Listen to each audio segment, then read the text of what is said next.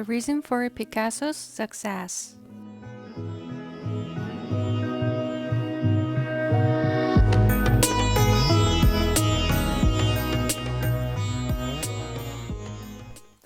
The failure-success paradox. Improvement at anything is based on thousands of tiny failures, and the magnitude of your success is based on how many times you failed at something.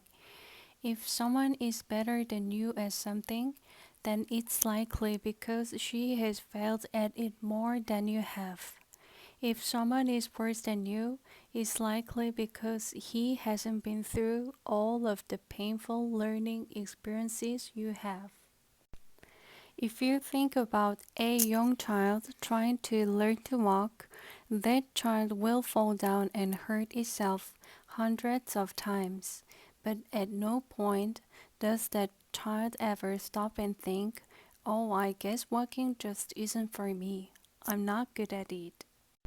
At some point, most of us reach a place where we're afraid to fail, where we instinctively avoid failure and stick only to what is placed in front of us, or only what we're already good at.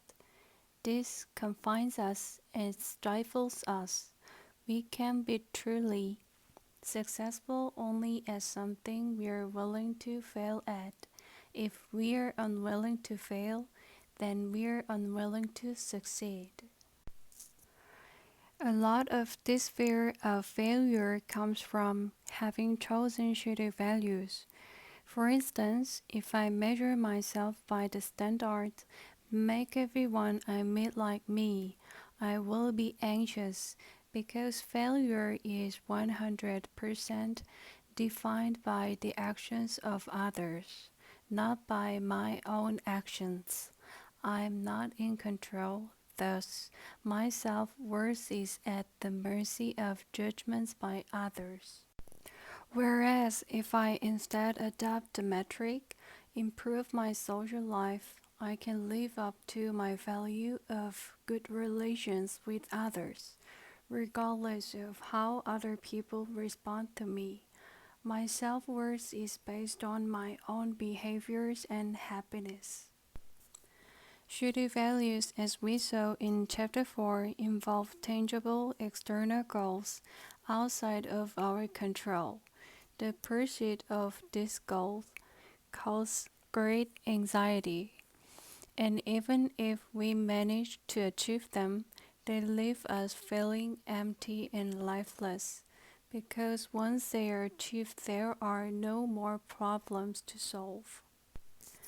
Better values, as we saw, are process-oriented, something like express myself honestly to others.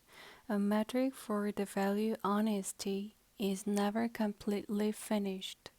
It's a problem that must continuously be re-engaged. Every new conversation, every new relationship brings new challenges and opportunities for honest expression.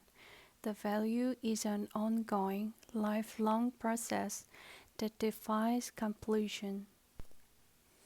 If your metric for the value success by worldly standards is buy a house and a nice car, and you spent 20 years working your ass off to achieve it, once it's achieved, the metric has nothing left to give you.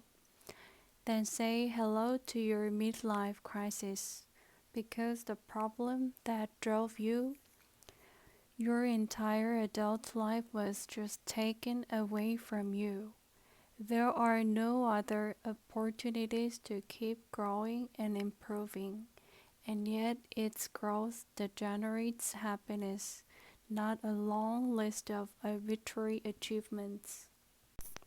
In this sense, goals as they are conventionally defined graduate from college, buy a lake house, lose 15 pounds are limited in the amount of happiness they can produce in our lives. They may be helpful when pursuing quick, short-term benefits, but as guides for the overall trajectory of our life, they suck. Picasso remained prolific his entire life. He lived into his 90s and continued to produce art up until his final years. Had his metric been become famous or make a boatload of money in the art world, or paint 1,000 pictures, he would have stagnated at some point along the way. He would have been overcome by anxiety or self-doubt. He likely wouldn't have improved and innovated his craft in the ways he did decade after decade. The reason for Picasso's success is exactly the same reason why, as an old man, he was happy to scribble drawing on a napkin alone in a cafe. His underlying value was simple and humble, and it was endless. It was the value, honest expression, and this is what made the napkin so valuable.